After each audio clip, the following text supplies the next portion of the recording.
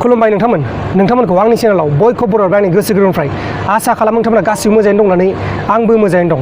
दिनैनि गिबिसिन खौराङानो जाहैबाय जोंनि आसामनिफ्राय सासे हिनजावसा गथ'आ मेट्रिक आनजादाव सेथि डिभिजनाव एबा सेथि थाखोआव उथ्रिसार हानानै गावनो गावनि जिउखौ फोजोबनानै लादों। जोंनि आसामनि सिङाव थानाय जरहाट डिस्ट्रिक्टनि कंकिता बरा होननाय नैबे नुबाय थानाय सिख्लाया गावनो गावनि जिउखौ फोजोबनानै लाबाय। बे सिख्लाया सेथि थाखोआव उथ्रिसारनो हादोंमोन, नाथाय जिखिनि मोननो लागा नाम्बार बे नाम्बारखौ मोननो हायैनि थाखाय बे बिनानावा गावनो गावनि जिउखौ फोजोबनानै लाबाय।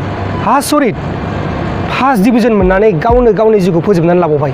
दा बे जाथायखौ लानानै जोंनि आसामनि गासैबो मानसिफ्रानो दुखुनांथाव जाथाय होननानै फोरमायदों। नेक्स्ट खौराङानो जाहैबाय स्कुल आरो कलेजनिफ्राय। स्कुल आरो कलेजखौ 15 आगस्तनि उनाव खुलिसिगोन होननानै डाक्टर रमेश पाग्रीवाला गावनो इन्टारभिउनि गेजेरजों फोरमायदों। नेक्स्ट खौराङानो जाहैबाय दिल्ली सरकारनिफ्राय। दिल्ली सरकारा बुंनाय बायदिब्ला दिल्लीनि हस्पिटालफोराव बाहेरनि मानसिफ्रा एबा आसामनि मानसिफ्रा, जायखिजाया बाहेरनि मानसिफ्रा आरोना, दिल्लीनि बाहेरनि मानसिफ्रा दिल्लीयाव ट्रिटमेन्ट खालामनो हाला, माने हस्पिटालाव नायजानो हाला आरोना। हागोन मेडिकेल कलेजफोराव जेरै एम्सफोराव हागोन, नाथाय प्राइभेट हस्पिटालफोराव बाहेरनि मानसिफ्रा दिल्लीयाव नायजानो हाला। दा बेनिखायनो सोरबाफोर जुदि दिल्लीयाव ट्रिटमेन्टनि थाखाय थांनो नागिरदोंब्ला नोंथांमोना थाङियानो गाहाम, मानोना नोंथांमोना बेहाय थांनानै ट्रिटमेन्टखौ मोननाय नङा। नेक्स्ट खौराङानो जाहैबाय थैनिफ्राय। जायफोर सुबुंफोरनि ब्लाड ग्रुपआ ए टाइपनि बिथांमोननियाव कर'ना भाइरासआ सन्देरनो बांद्राय सम नाङा होननानै साइन्टिस्टफोरा फोरमायदों। दा बेनिखायनो ए ग्रुपनि सुबुंफोरा गाव गावनि न'आव थानायानो साबसिन, नङाब्ला सन्देर जागोन।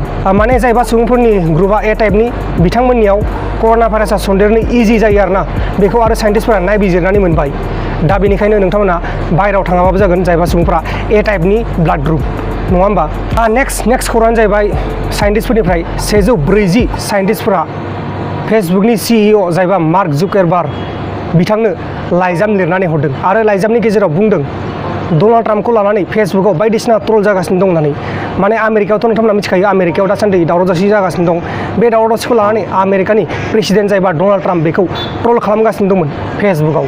दा बेनिखायनो 140 साइन्टिस्टफोरा डनाल्ड ट्राम्पनि जानानै लाइजाम लिरनानै हरदों आरो बे लाइजामखौ नुनानै फेसबुकनि CEO जायबा मार्क जुकारबार्ग बेयो थाबैनो थांखि लागोन होननानै फोरमायनाय जादों। नोंथांमोन दिनैनि खौराङा बेखिनिमोन।